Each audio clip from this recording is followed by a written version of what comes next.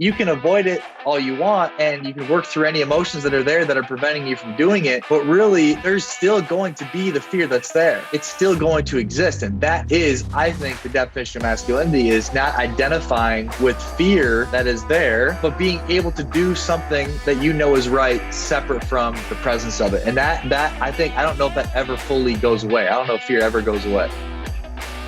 I actually am not a proponent of getting rid of fear. I think that keeps you alive. Like you were talking about, like you die. I believe it keeps you alive, man. That's how you experience this life part of it is to have that fear. That fear keeps us with that edge. That's why men are adrenaline junkies in a lot of ways. There's a lot of guys out there who are adrenaline junkies because there's an element of fear to that adrenaline, because there is the element of possibility that it's not all safe and that you're inherently risking something. And that is also enjoyable and terrifying at the same time, which creates exhilaration, right? So it's beautifully said, brother. I love that as well. But yeah, I love that you're opening up about that because fear is a driving force for you, for me, it is as well, and for all men out there. But guys that allow the fear to overtake them, that's where they end up living a life of just mediocrity. Yeah, and that's why knowing yourself is single-handedly one of the most powerful things that you can ever do. And self-awareness is something that a gift that I feel like I've had. And being like I reverted to earlier with having incredible emotional capacity to support people around me and also evolve and change myself. I've always known a lot of my weaknesses pretty well, better than almost anybody else. There's not a lot of things somebody else could tell me about me that I don't already know about a weakness that I'm experiencing within myself. And that's where there's ways that fear runs us that we would be able to move past if we understood that part of us that is scared from that experience. And that's why as men, if you don't understand yourself emotionally, you don't understand your deeper rooted programming of why you are the way you are, then it's going to be difficult to overcome the fear because you're going to identify with it. And there's still ways that I identify with fear that I'm not aware of. But I think for the most part, I've lived a pretty incredible life to this point because of my ability to understand my susceptibilities, understand my natural, based off my upbringing, dispositions, and be able to do the opposite of what my programming says that I should do because of self-awareness. And so that's, as men, like you're going to be ran by fear if you don't understand yourself because you're going to identify with the fear. You can't know that you don't even know that you're experiencing fear because you're identifying with it. It's like the answer, I can't go to this place. Oh, I can't do that because you're fully identified with that voice. But if you understood at a deeper level where that comes from, why you are that way, you can begin to disassociate from it being you. But as long as you believe that fear is you, of course, you're going to fully identify with it.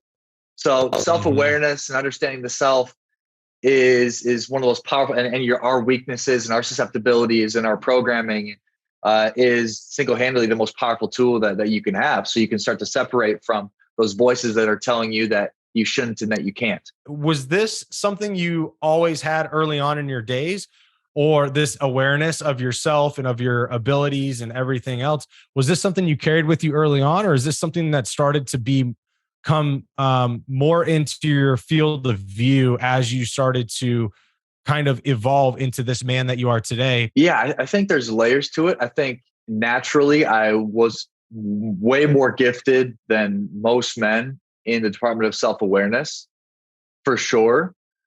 But it's been levels to it. I've gone deeper and deeper and deeper as I've been exposed to more and more. And that's the beautiful part, is that it doesn't really end. Like it doesn't end. Yeah. Like as I go deeper into this game of life and go into these other levels, it brings up more and more and more. And I've developed a relationship with it where I know that as I go deeper into this game of life, it's going to keep bringing up more and more deeper stuff that I have. And so it's almost, I've come to terms with it being a never ending process of it just being layers that I have to go through and process.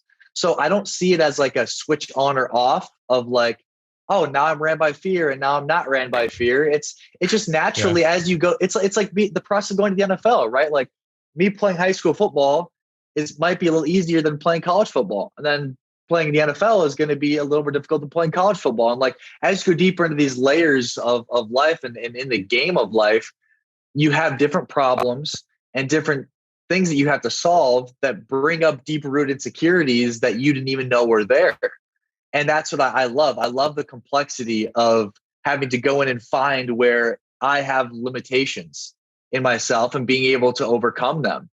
And that's what makes life so fun to me, is my ability to be able to go in, find them, rewire them, and then be able to put a different programming in that supports me more in this season of life. So it never ends. It's just the problems become different, and as life becomes more like complex and you master certain levels, it brings up different things that you didn't even know existed before. It's like you can't be exposed to certain levels of insecurity if you don't have the event happen to Mm-hmm. bring up that certain insecurity. And there's certain levels to it, right? My problems when I'm trying to make $60,000 as an entrepreneur compared to $200,000 as an entrepreneur, compared to $1 million as an entrepreneur, bring up different things inside of us. So Yeah. it's cool to be part of that, and I've established a relationship with it where it just like that's just how it is. It's not an on or off. It's just always evolving. Well, and I think that the way you're even speaking about this, I think is already a message that men can take away from this episode, is the fact that you're speaking about it in a way that you are embracing the constant evolution of who you are and what life is. I think, and oftentimes for some reason, and I don't know why, I still have yet to figure this one out, but we feel like at some point in manhood, we're fixed. Like there's no more evolution. Like, you know what you know, you can do what you can do, right? And it's like, bro, no, we do have this ability. Keyen's perfectly dead on. We have this ability to just constantly continue to evolve. And Yeah, but with that, man, it's like I notice the tension that I have in certain moments to want to hold on to that, for sure. For sure. I experience levels of that as well, of like, oh, this feels good. Okay, just plowed through that. That's great. Let me just stay here for a bit. And I think that's okay. I think that's beautiful. I think there's periods of when we're going through substantial growth and we have to take massive action and be able to plow through things and work through things. And then after, on the other side of that, there's a little bit of consolidation of enjoying the fruits of the action that we took. And I think that's beautiful. But then it's being able to then see when the next time is to take the big, massive action, be able to stay aligned with it. And that's where, as time's gone on, I'm less about always taking frantic action and more about being in tune with what are the big pieces of action that I need to take, and then being able to enjoy the space in between there. Because I think naturally for me, moving forward and progressing, it's not hard for me, and I've loved it, but enjoying the process of that experience, I have lacked in the past because of just trying to get to the target. So for me, it's being able to move forward, but also find levels of enjoyment in it at the same time. And but then it's very important to be aware of when we're our susceptibility to want to peak off and level off. So there's this kind of like fine line that you can dance. Maybe it's because of the level that I'm at with it, of my relationship with it, that I can talk about it in that way. But there could be a dance between being able to enjoy it and really reap the fruits of the experience of the action that you've taken, and then being able to know when the right time is to then take the next leg up and take that massive action. No, absolutely, man. And we find comfort in those plateaus. Like those plateaus are men and I think people in general, we just love to sit in those plateaus because it becomes easy. Once we know it's a known commodity, right? We know exactly what to expect. We know how to handle it, and we're good to go.